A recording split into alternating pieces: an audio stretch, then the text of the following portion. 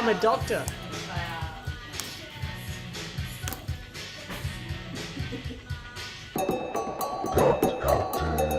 Hi, I'm Dr. Jaye, and welcome to my search for the perfect margarita.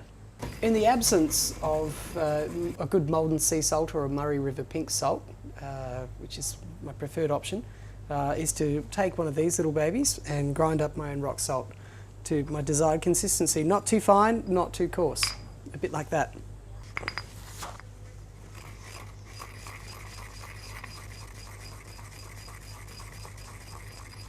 The salt needs to be fine, but not too fine. What is, after all, a margarita without salt? It's lemon juice and tequila, really. In a busy bar, it's all about preparation. Have your salt ground, but never juice your limes in a big batch, whereas juice them to water. You'll get a much fresher result. Take a big knife and cut the little bastards in half. And keep your fingers out of the way. There's the old-fashioned way, using I don't even know what these things are called. I call it a reamer for some reason, a citrus reamer. I've got no idea. It's too much hard work. The best thing to do is to use a big stainless steel shiny appliance like this one, which has seen a few miles on the old margaritas. But it's simple. You add half a lime and push down hard. Wait for it to make a funny noise. For a decent margarita, you're going to need one lime, no more, no less, depending on the size.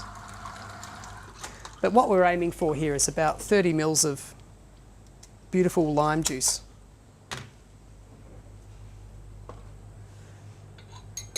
Then I'm going to take some form of mixing vessel, measure it out.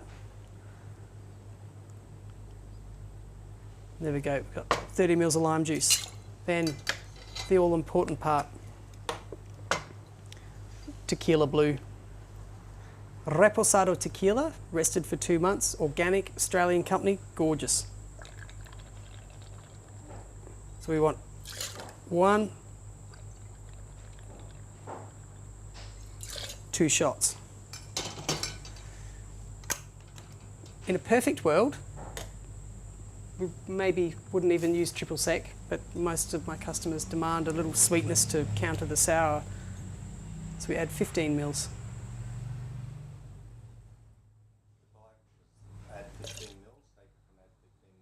If you're going to make a very fine margarita, you need a fine glass to go with it. I recommend recycled Mexican glass.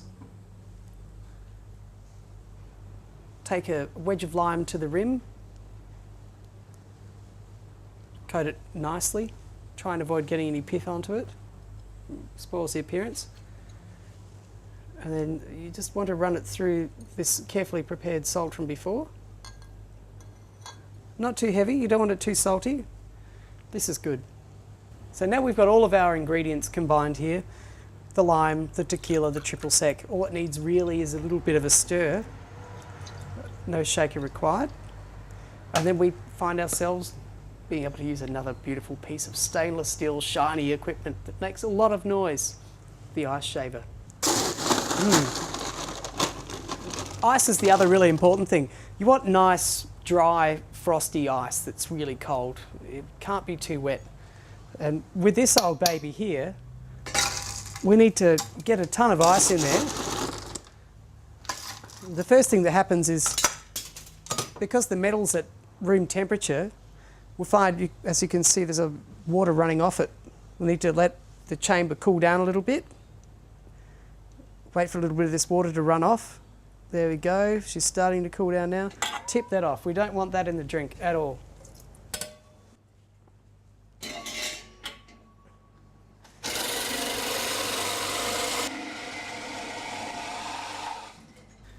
That is beautiful shaved ice.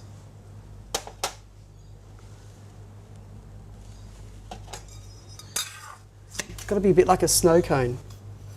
So you want to get it in, layer it up in the glass.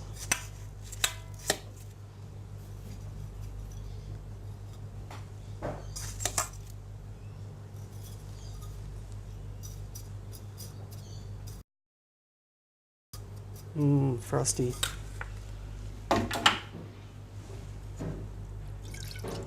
Give it a bit of a twirl, and then just very gently pour it in and around. And that ice should chill that down beautifully in a matter of seconds. The other really important bit as a barman is make sure you taste every single drink that you put out. And that way you have a gauge of consistency and well, it helps the night go along that much better. Cheers.